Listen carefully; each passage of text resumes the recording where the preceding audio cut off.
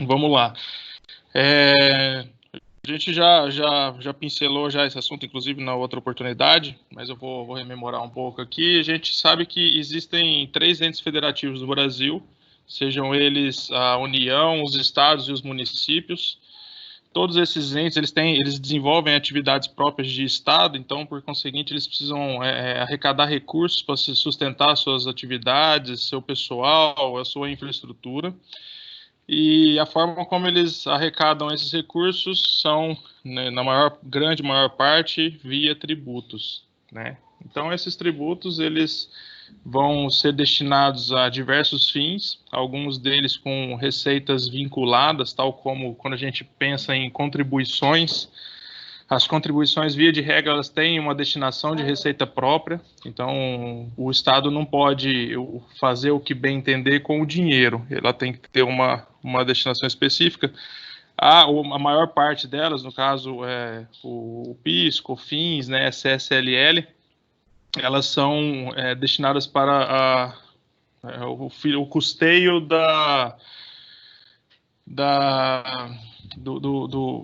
desculpa, fugiu o nome, não só da Previdência, mas da Seguridade Social como um todo, porque a Seguridade abarca a Previdência, né, as atividades de assistência social propriamente dita, tal como LOAS, e a saúde, né? São essas 3 áreas, elas compõem o que as pessoas chamam de Seguridade Social. Então, a Seguridade Social do Estado, ela é financiada via de regra por contribuições, né? E entraria também a CID, né, que são a de intervenção do domínio econômico, que basicamente a gente vê ela mais no controle geral dos preços de combustível, ela não tem outro histórico de incidência dela no Brasil, apesar de que é permitido estender, desde que tenha uma votação em lei complementar com um objeto bem específico, mas normalmente a gente só conhece a CID de combustíveis.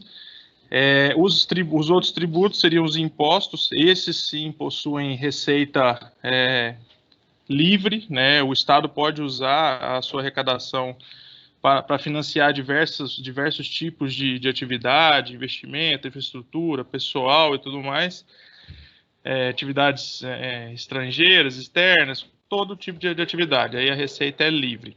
E no âmbito dos estados, os estados não possuem contribuições, só possuem impostos de modo geral, e os municípios também. Existe uma figura anômala, uma delas inclusive tem se discutido atualmente no intuito de se criar, que seria a figura do empréstimo compulsório.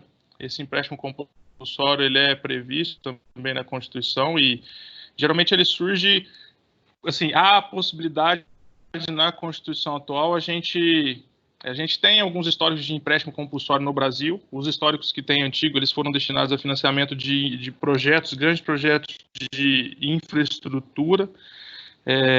Por exemplo, a Eletrobras teve a instituição de um empréstimo compulsório quando ela foi ser criada. Então, hoje em dia está se discutindo a possibilidade de às vezes, se criar um empréstimo compulsório para reparar as despesas que estão sendo tidas com o combate da pandemia.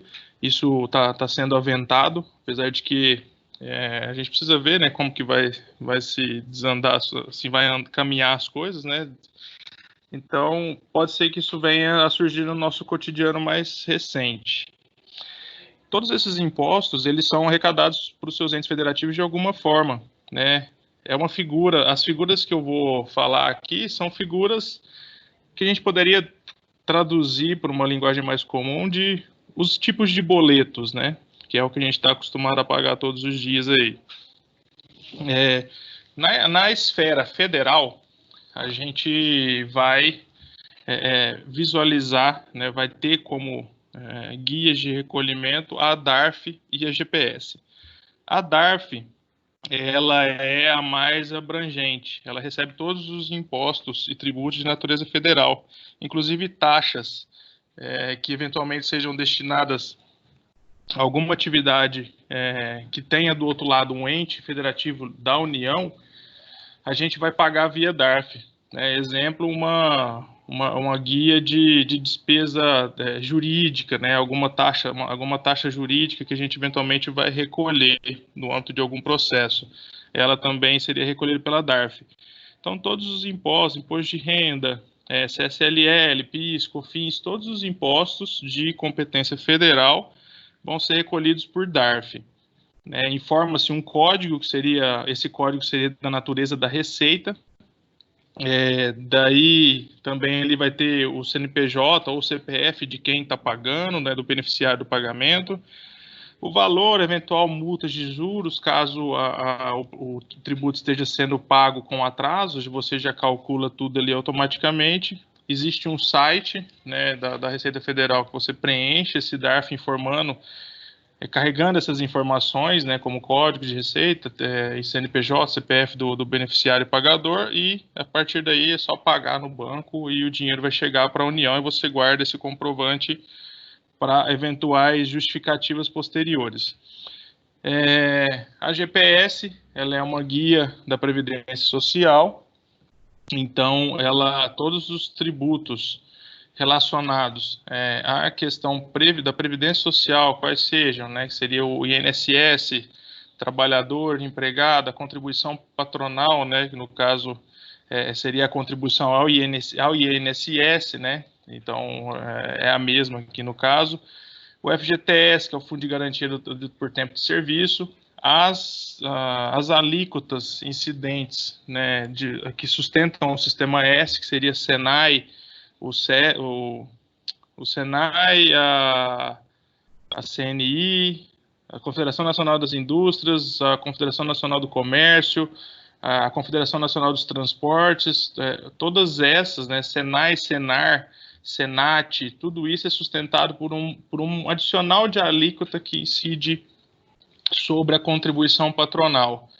Né, e aí também entraria os fundos de amparo ao trabalhador, né, e de cobertura por riscos, né, de trabalho.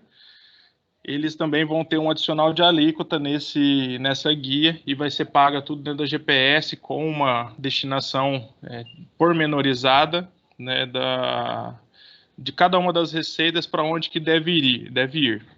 Também, mais uma vez, nome do pagador, no caso a empresa que está sendo paga, ali vai ter uma comunicação com um sistema informatizado chamado CAGED.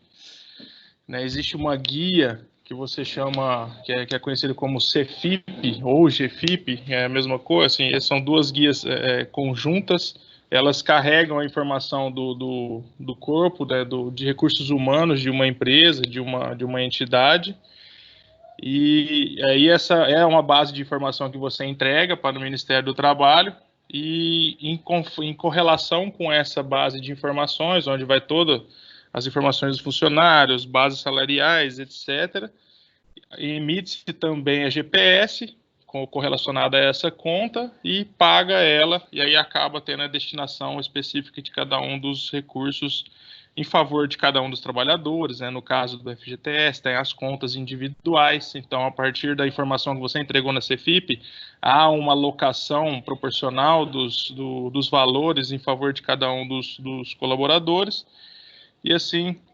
sucessivamente. Então, na esfera federal, né, no caso da União, as duas principais, né, guias são essas daí, a DARF e a GPS. Né? A gente tem também, aí no caso, por mais que o poder gestor, né, do Comitê do Simples Nacional é a União, então no caso a DAS também é uma guia federal, apesar de que as receitas ali contempladas são distribuídas dentro dos parâmetros, né, que são dispostos na lei do Simples Nacional, na lei 123, na lei complementar 123, ali tem uma designação do percentual que deve ir para título de cada um dos impostos contemplados dentro da guia do Simples Nacional, porque o Simples Nacional é um regime simplificado de arrecadação de tributos das três esferas, né, da União, dos estados e dos municípios. Com o intuito de simplificar a arrecadação para o pequeno empreendedor, foi criado esse regime, e dentro da guia, Existem algumas tabelas, né, de acordo com os tipos de atividade econômica. Você enquadra o seu tipo de atividade econômica em algum dos anexos ali, e aí, a partir dali, incide-se um percentual, né, de arrecadação de Simples Nacional sobre o faturamento da empresa. Então, é uma aplicação sobre base direta, né? Faturou, gera base do Simples Nacional. Aí, de acordo com as categorias de atividade econômica, há uma aplicação de uma alíquota. Desse valor arrecadado, cada um dos anexos tem a repartição das receitas, né? Então, exemplo, dentro lá do pessoal do anexo que trata da indústria, né, primeira faixa de alíquotas de Simples Nacional seria 8%, se não me falha a memória. Dali, desses 8% arrecadado, tem X% para cobrir o imposto de renda da pessoa jurídica, X percentual para a CSLL, Y vai para PIS, Z para CONFINS, um outro pedaço vai destinado para fazer o lugar da contribuição patronal, né? Tem uma alocação dentro do sistema do INSS. E aí, dependendo da atividade, você vai ter uma repartição de receitas também para o Estado, cobrindo a parte do ICMS, ou também no caso do município, caso for um prestador de serviço, haveria uma designação de um pedaço, uma parte daquela receita seria enviada para o município. Né? E teria a figura do IPI também transita, ela só aparece no anexo destinados para a indústria.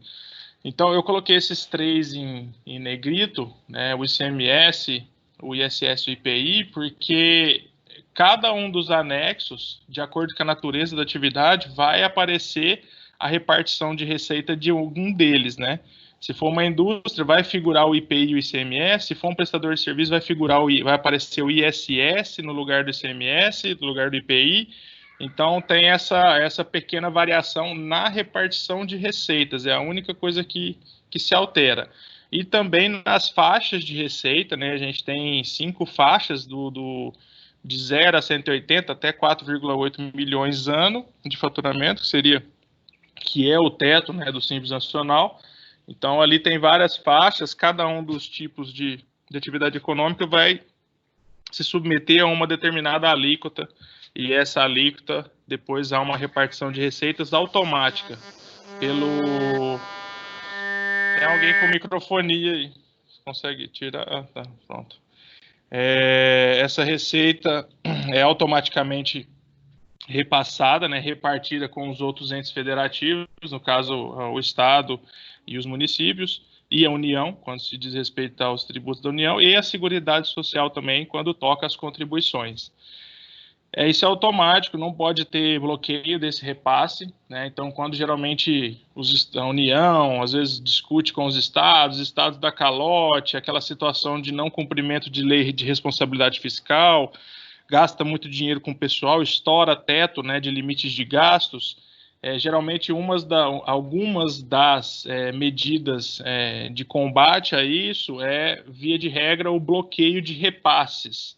Né? Geralmente, a União usa essa trava, né, contra os outros entes federativos, quando eles descumprem alguma regra da lei de responsabilidade fiscal, ela aplica o não repasse, né, de verbas federais. Mas no caso das receitas decorrentes, vindas, né, do Simples Nacional, não pode haver esse tipo de bloqueio, ela tem que ser repassada. Isso é uma situação. Em âmbito estadual, né, a gente tem a figura da GARI, né, que é a Guia de Recolhimento Estadual de Impostos. Aqui você vai pagar principalmente o ICMS, né, o ITCMD, são os impostos que são pagos via GARI. O IPVA também, porque geralmente hoje a gente não vê, né, mais boleto de IPVA, já paga com código de Renavan e tudo mais, mas também passaria pelo recolhimento por uma GARI. E a gente tem uma figura mais recente aí, né, que foi instituída pelo CONFAS, que é o Comitê Conselho Nacional de Política Fazendária, que reúne todos os estados, e esse comitê ele faz a gestão, né, da aplicação de incentivos fiscais em âmbito estadual, principalmente incentivos fiscais de desonerações de ICMS para determinados setores produtivos. Isso acontece muito no Brasil, é a famosa guerra fiscal. Então, o Conselho Nacional de Política Fazendária, o CONFAS, ele foi criado para evitar o acirramento dessa guerra fiscal, e a lei complementar que o instituiu, ela estabelece que todo incentivo fiscal concedido por algum estado tem que ter aprovação do Conselho Nacional de Política Fazendária, do CONFAS, para poder valer face aos outros estados, porque geralmente tem muitos incentivos que tratam de operações interestaduais, onde um estado concede, às vezes, um crédito presumido numa determinada operação de saída de algum fabricante que esteja localizado no seu estado, um fabricante ou algum importador, distribuidor que esteja localizado no seu estado, nas saídas, tanto interna como interestadual. Então, via de regra, ele puxa, ele atrai, né, negócios para o seu território em detrimento dos outros, né, com o artifício de uma desoneração tributária, ou seja, que o contribuinte vai acabar transferindo de crédito para um outro estado, né, na hora que ele tributa a sua saída, ele vai apor na nota fiscal um patamar de crédito, um valor de crédito de ICMS, o qual ele não pagou no final. Então, os estados de destino sempre tem uma briga muito intensa, porque os estados de destino alegam que eles estão tendo que pagar por um crédito que não foi pago pelo remetente originário. Então, para tentar racionalizar um pouco isso, criou-se o CONFAS, né? E aí o CONFAS, ele tenta manter, né, um convívio adequado entre os estados. Surgiu-se, então, uma guia chamada Guia Nacional de Recolhimento Estadual, de Impostos Estaduais. As empresas geralmente emitem ela quando tem que pagar, às vezes, uma apuração de um imposto no destino, ou seja, ela fatura de uma origem para um outro estado, ali naquele estado ela vai ter uma saída interna para venda para o consumidor, assim se espera, e na hora que assim, geralmente essa GNRE ela vai surgir nas figuras dos substitutos tributários. O que é o substituto tributário? O substituto tributário, a legislação criou esse instituto na década de 90, ela fez com que, o intuito do Instituto da Substituição Tributária é facilitar a vida do fisco, facilitar a fiscalização.